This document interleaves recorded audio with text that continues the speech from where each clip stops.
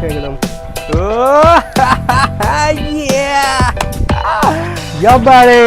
Yes, यही होता है जब होते हैं आप इंडिया के साथ और होती है करोड़ों लोगों की दुआएं। तो भाई हारता हुआ मैच, फंसते हुए मैच तो इंडिया जीत लेती है। कोई ना कोई हमारा सोल्जर हो जाता है खड़ा, जैसे लास्ट मैच में इंडिया वर्सेस वेस्ट इंडीज में खड़े हुए हमारे संजू सैमसन, और फिर उन्होंने लगा दी पारी को, एक अच्छी शुरुआत के साथ किया पूरा खत्म, और उसके बाद भाई इंडिया जीत गई। तो जल्दी से शुरू करते हैं कल वाले मैच की बात, इंडिया वर्सेस वेस्ट इंडीज, जो कि था वर्चुअल क्वार्टर फाइनल, और देखते हैं क्या इंडिया की कमियां थी और क्या इंडिया ने किया अच्छा। और हम हैं क्रिकेट पंच में, तो और हमारे साथ आ गए हैं बड़े भाई, जो कि आपको पता है हमारे एक्सपर्ट के बिना कुछ काम नहीं होता है शुरू। तो चलते हैं एक्सपर्ट की राय पे। Thank you I welcome you all again in cricket punch. So cricket punch में आने के बाद से हमें ये लगा कि हमें इंडिया की हर एक सपोर्ट को सेलिब्रेट करना चाहिए और हर एक कमी को भी सामने लाना चाहिए, क्योंकि असली दोस्त तो वही होते हैं जो कमियां भी बताएं और अच्छी बातें भी बताएं। तो वेस्ट इंडीज ने पहले बैटिंग करते हुए भाई बहुत ज़्यादा स्कोर कर दिया था, और इंडिया की बॉलिंग अच्छी थी, ठीक ठाक थी, बट हमने फील्डिंग बहुत ज़्यादा बुरी करी है, एक्सपेक्टेड नहीं था। अभिषेक शर्मा ने 2 कैचेस भी छोड़े, और इसके चलते हमने देखा कि वेस्ट इंडीज़ को और फ़ायदा मिला कि उन्होंने भाई 200 के आसपास स्कोर बना दिया। बिल्कुल हाँ, फील्डिंग उतनी अच्छी नहीं है जितना भारत का एक स्टेटस है, स्टैंडर्ड है, जो उन्होंने मापदंड तैयार किया है। उतनी बढ़िया फील्डिंग तो नहीं कर पाई थी भारतीय टीम, लेकिन उनका बहुत ही अच्छा स्ट्रेटजिकल मूव था। अगर वेस्ट इंडीज़ चेज़ करती तो रन कितने भी होते वो चेज़ कर लेती, तो इसलिए उन्होंने सोचा कि आप एक टारगेट सेट करो, क्योंकि जब हमारे पास कोई टारगेट नहीं होता तो हमें पता नहीं होता कितनी स्पीड से खेलना है, कितनी रन गति रखनी है। तो उन्होंने सोचा 200 के आसपास रहते हैं और भारत आराम से 200 चेज़ करने की क्षमता रखता है। भाई देतियां हैं वो, देतियां बोलते हैं जानवर वाली टीम है वेस्ट इंडीज। अगर भाई उन्हें दे देते चेज में तो कमबख्त वो तो भाई बहुत बुरी हालत कर देते, मुझे पता है जीत ही ले जाते। क्योंकि मुझे याद है इंग्लैंड के अगेंस्ट में भी वर्ल्ड कप में फाइनल्स में भाई वो यॉर्कर्स मार रहा था प्लेयर, पर भाई सामने थे वेस्ट इंडीज का खतरनाक खिलाड़ी, यॉर्कर्स पे भी छक्के मार रहा था। बिल्कुल, कार्लोस ब्रेथवेट ने 4 छक्के लगाकर 2 बॉले रहते फाइनल जीत लिया था, और वो भी ईडन गार्डन में ही हुआ था, कोलकाता में फाइनल मैच था। तो देखा वेस्ट इंडीज की पावर्स तो पता था, इसलिए इंडिया ने लगाया दिमाग और पहले उनको दे दी बैटिंग, और फिर उसके बाद हम आए चेस करने के लिए। और मैं जहां तक हम बात करें बॉलिंग वाले सेक्शन में भी भाई एक टाइम पे वेस्ट इंडीज बहुत अच्छा चल रही थी, पर फिर बुमराह ने विकेट लिए, फिर उसके बाद कंटिन्यूस ओवर देना चाहते थे, पर बाहर से गौतम गंभीर ने बोला कि भाई रोको, और सारी गड़बड़ करा दी। उस पर भी जरा बात करिए भाई। नहीं, वो सिर्फ एक पहलू है कि गड़बड़ कराई है नहीं, क्योंकि हम चाहते थे कि जो एक्सपीरियंस बॉलर है वो लास्ट में उनके तूफान को रोक सके। उनकी जगह कोई इनएक्सपीरियंस बॉलर होता है तो 17-17, 20-20 रन दे सकता था आखिरी ओवरों में, इसलिए उन्होंने बचा के रखा कि ठीक है। जसप्रीत बुमराह जैसे बॉलर को जब छक्का लग रहा है आखिरी ओवरों में तो उन्होंने कमबैक किया था यॉर्कर के साथ। अदरवाइज नॉर्मल बॉलर्स होते हैं तो प्रेशर नहीं कर पाते हैं हैंडल, फिर और ज़्यादा रन लीक हो जाते हैं। मेरा तो मानना था भाई तभी पूरी वेस्ट इंडीज की गर्दन दबा देनी थी, पर कोई बात नहीं, ठीक है, ज़्यादा स्कोर बना तो और मैच में और ज़्यादा रोमांस आया। यही तो देखो, हम एक तरफा नहीं चलते हैं, छोटे भाई की ओपिनियन अलग है, बड़े भाई की ओपिनियन अलग है, एक्सपर्ट लोग का थोड़ा होता है, इसी तरीके से चलता है।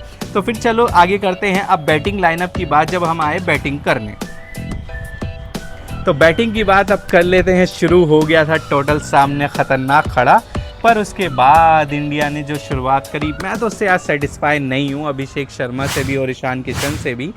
और संजू नहीं होता तो यार मामला ख़राब था। क्यों बड़े भाई?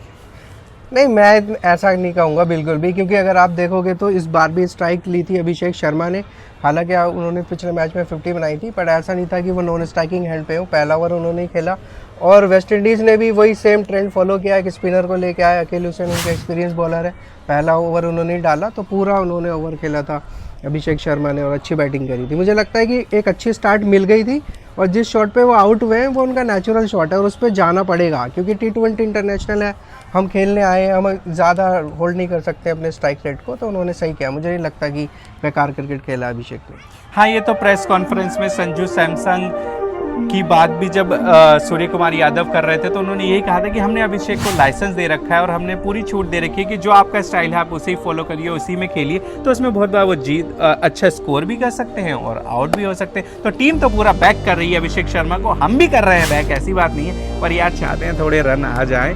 पर उसके बाद मुझे शान वाला यार लगा कि थोड़ा वो हो गया यार, उसका ज़बरदस्ती का डिसमिसल हुआ, उसको थोड़ा समझ के खेलना चाहिए था। जब स्ट्राइक रोटेट कर दी संजू सैमसन ने, फिर उसके बाद उसे पता है अच्छा बॉलर है सामने, क्यों हिट करने जा रहा है यार। हाँ, आपने बिल्कुल सही कहा, लेकिन जब पाले की गेंद होती है तो एक नेचुरल रिएक्शन होता है और वो प्लेयर खेल जाता है। भाई पाले की गेंद से ध्यान आ रहा है भाई, इंडिया ने तो पाले में हो रहा है मैच और पाले में उड़ाए जा रहे हैं सबको। बस साउथ अफ्रीका के खिलाफ हमारे, वो भी मुझे लगता है वो जो कंट्रोवर्शियल एड था ना, उसकी काली नजर लगी है बट कोई बात नहीं, होता रहता है वो तो।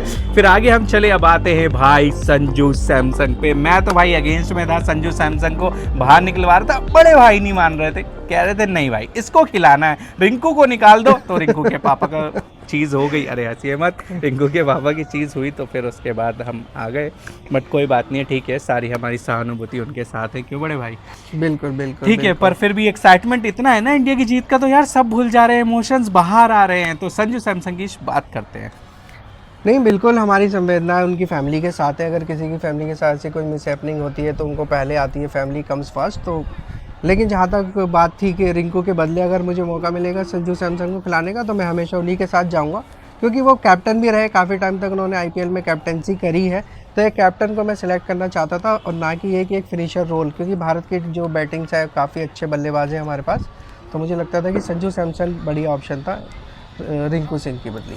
हाँ, और बीच में हार्दिक पांड्या ने भी अच्छी बैटिंग करी और मुझे लगता है फिर दोबारा हार्दिक पांड्या की बैटिंग के चक्कर में भाई संजू की सेंचुरी रह गई भाई हार्दिक पांड्या खैर आपको पता है बहुत कंट्रोवर्शियल वो प्लेयर है, वो चाहते हैं, अभी उनसे आप पूछोगे तो वो यही बोलेंगे नहीं मैं चाहता था कि पहले जीत हमारी फर्स्ट है, सेंचुरी तो बाद में आ जाएगी।